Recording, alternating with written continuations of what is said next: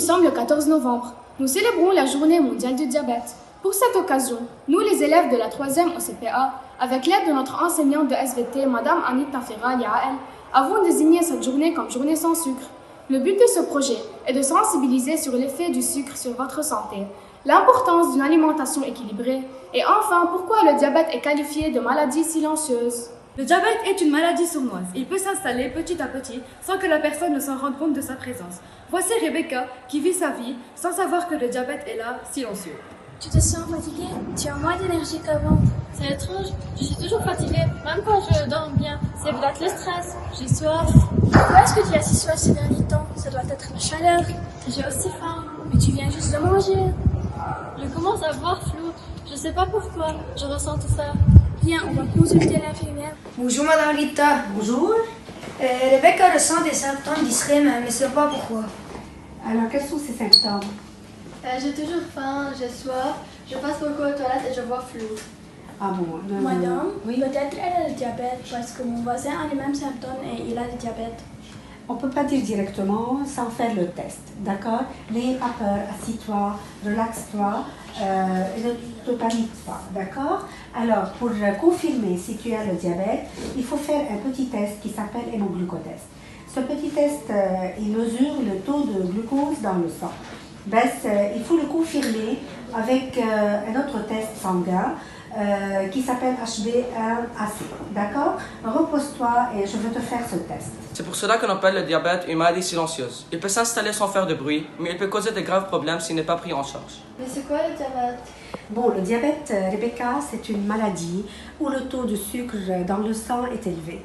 Alors, grâce à une hormone appelée insuline. Cette hormone, elle est sécrétée par le pancréas. Alors, le patient qui est diabétique va prendre des injections à vie. Et le diabète type 2, qui est moins grave. Alors, le patient, si il va prendre attention qu'il va faire un régime alimentaire, il va faire des exercices, ou bien prendre des médicaments sous forme de comprimés, le diabète peut être réglé. D'accord? Regardez ce qui se passe dans le corps de Rebecca. Je suis le pancréas. Dans un corps en bonne santé, je produis de l'insuline, une hormone qui aide à utiliser le glucose ou sucre dans le sang pour donner de l'énergie. Et moi, je suis l'insuline. J'aide le glucose à entrer dans les cellules. Mais chez Rebecca, soit je ne suis pas assez produite, soit le corps ne fonctionne pas bien. Et moi, je suis le glucose, le sucre qui donne de l'énergie. Je proviens des aliments que nous consommons comme le pain, les pâtes ou le chocolat. Sans insuline, je reste coincée dans le sang et je ne peux pas passer dans les cellules de Rebecca. C'est pour cela qu'elle se sent fatiguée. Qu'est-ce que je dois faire? Alors, n'ayez pas peur, Rebecca. Alors, je vais contacter les parents pour voir un endocrinologue pour suivre le cas. D'accord? Merci pour votre aide. Bonjour monsieur. Bonjour madame. Quel type d'exercice recommandez-vous aux personnes atteintes de diabète et pourquoi? Pour les personnes diabétiques, les exercices sportifs les plus importants, ce sont les exercices cardiovasculaires, renforcement musculaire. Par exemple, les exercices cardiovasculaires comme la natation, comme la course de durée, comme le cyclisme. Ce sont des exercices à intensité moyenne, mais bien sûr, il faut sensibiliser l'insuline, il faut régler la glycémie, il faut mesurer la glycémie avant l'exercice et après l'exercice.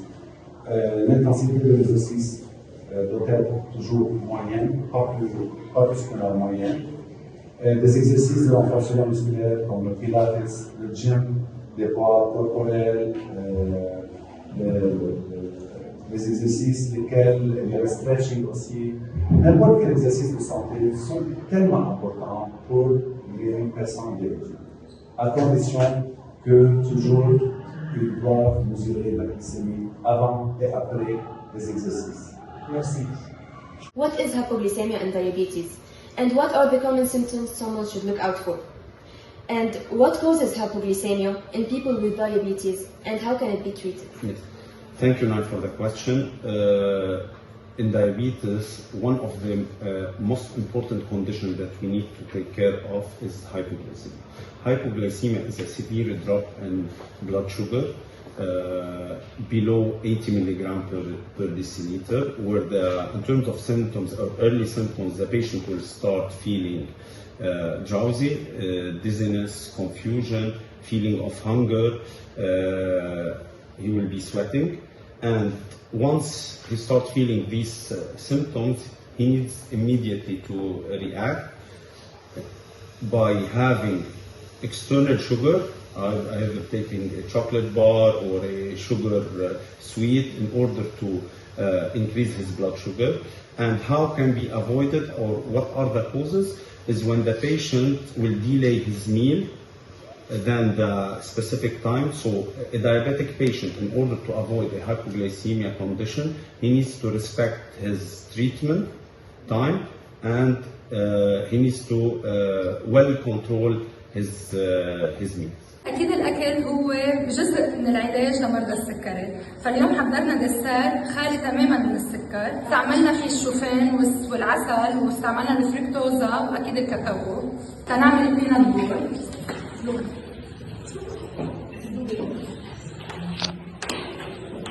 حلوين.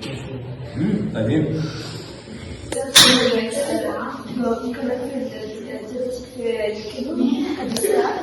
أكيد في، ما هو كل شيء ديسير، نحن كل شيء ديسير فينا نستبدل السكر فيه ببدائل، في يكون بديل طبيعي مثل العسل، وفي يكون بديل مثل الفركتوزا، الستevia، مثل أي نوع سكر بديل سكر. Avec du soutien et une bonne gestion, Rebecca peut vivre une vie pleine d'énergie et de santé, même avec le diabète. Merci à tous d'avoir assisté à cette vidéo. Pour mieux comprendre le diabète et comment on peut aider les personnes qui en sont atteintes, écouter son corps et faire des bilans réguliers peut aider à prévenir des complications.